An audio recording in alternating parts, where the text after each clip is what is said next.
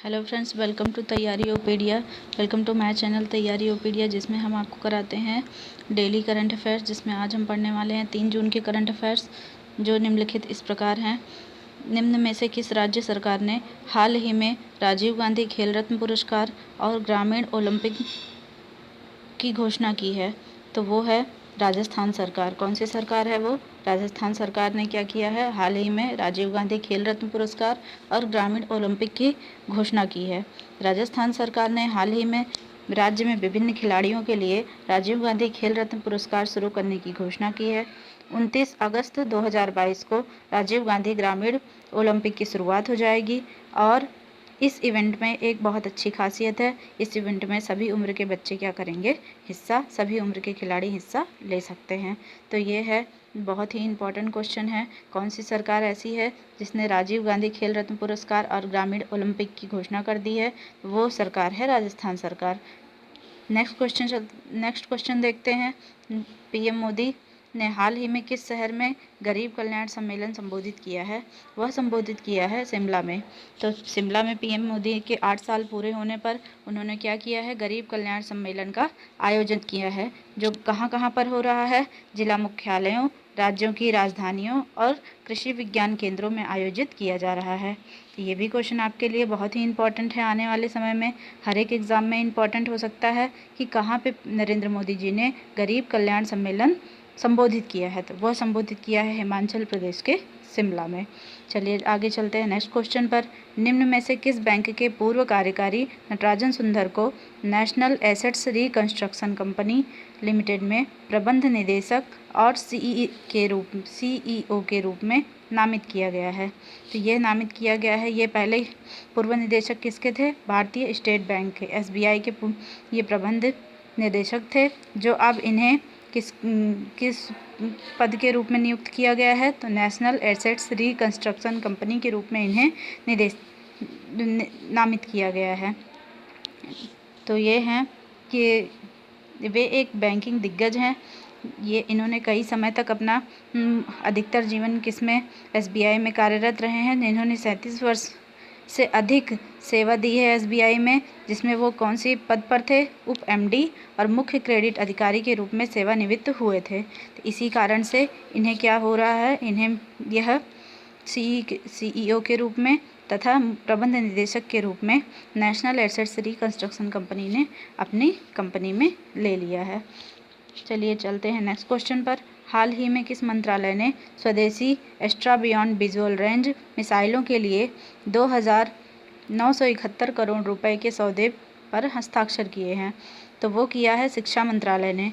शिक्षा मंत्रालय ने हाल ही में स्वदेशी एक्स्ट्रा बियॉन्ड विजुअल रेंज मिसाइलों के लिए 2,971 करोड़ रुपए का सौदा कर लिया है, जिसके अंदर इसकी सफल परीक्षण भी हो चुके हैं इंडियन एयरफोर्स के द्वारा, और यह पूरी तरह से SU-30 MK-1 लड़ाकू विमान में एकीकृत हो चुका है। चलिए चलते हैं नेक्स्ट क्वेश्चन पे।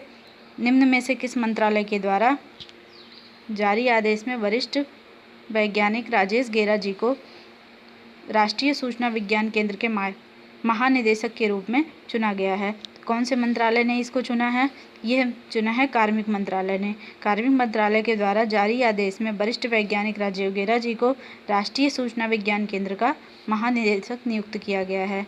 वे LIC के उप महानिदेशक हैं। कैबिनेट की नियुक्ति समिति में महानिदेशक के पद पर गेरा जी को नियुक्त किया गया है। तो ये सब आपके आने वाले एग्ज़ाम के लिए बहुत ही इम्पोर्टेंट क्वेश्चन है कि राजीव गेरा जी को कौन से राष्ट्रीय सूचना विज्ञान केंद्र में किस पद पर नियुक्त किया गया है? तो ये महानिदेशक पद पर नियुक्त किया है। और किसने नियुक्त किया है? तो वह नियुक्त किया है कार्मिक मंत्रालय ने। चलिए चलते हैं नेक्स्ट क्वेश्चन पर। निम्न में से किस क्रिकेटर को पाकिस्तान को सेवाओं के लिए सितारा-ए-पाकिस्तान पुरस्कार से सम्मानित किया गया है? वह सम्मानित किया गया है डैरेन सेमी जी को। डैरेन सेमी जी ये कहाँ के हैं? वेस्ट इंडीज के हैं।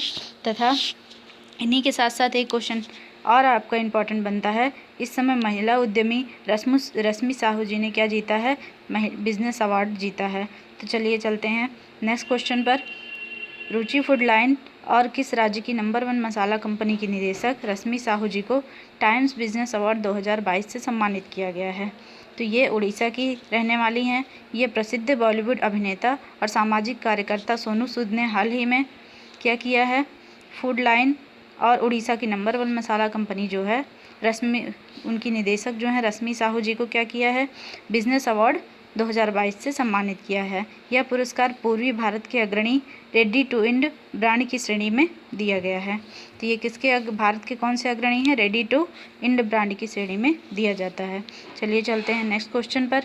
निम्न में से किस वर्ष के बैच के भारतीय पुलिस सेवा के अधिकारी SL थाउसेन को सशस्त्र सीमा बल के महानिदेशक के रूप में नियुक्त किया गया है। यह क्वेश्चन भी आपके आने वाले एग्जाम के लिए बहुत ही इंपॉर्टेंट है कि SL थाउसेन को किसके महानिदेशक के रूप में नियुक्त किया गया है और ये कौन से बैच के थे। तो यह वर्ष 1988 बैच के थे। वर्ष 1988 बैच के भारतीय पुलिस सेवा के अधिकारी SL थाउसेन को सशस्त्र सीमा बल के महानिदेशक के रूप में नियुक्त किया गया है। मध्य प्रदेश के कैडर और IPS अधिकारी रह चुके हैं ये, और थाउसेन को सशस्त्र सीमा बल के लिए नियुक्त किया गया है। चलिए चलते हैं, कुछ अन्य तथ्य जान लेते हैं जो आने वाले एग्ज़ाम के लिए काफ़ी इम्पोर्टेंट रहेंगे, और आज जितने क्वेश्चन हमने अभी पढ़े उसके कुछ रिवीजन भी हो जाएंगे। तेलंगाना स्थापना दिवस कब मनाया जाता है? 2 जून को। आपको पता ही होगा 2 जून को तेलंगाना की स्थापना हुई थी, तो इसीलिए हमने 2 जून को तेलंगाना स्थापना दिवस मनाया जाता है भारत में। वेस्ट इंडीज के पूर्व कप्तान डैरेन सैमी को क्या मिला है? सितारा-ए पुरस्कार, सितारा-ए पाकिस्तान के पुरस्कार से सम्मानित किया गया है। जन औषधि स्टोर ने 100 करोड़ रुपए की राजस्व सीमा को पार कर दिया है। जो अपनी जन औषधि स्टोर जहाँ जहाँ आपने देखा होगा कई जगहों पर औषधि और अपने को दवाइयाँ प्रोवाइड करती है, उसने 100 करोड़ रुपए की राजस्व सीमा को पार किया है।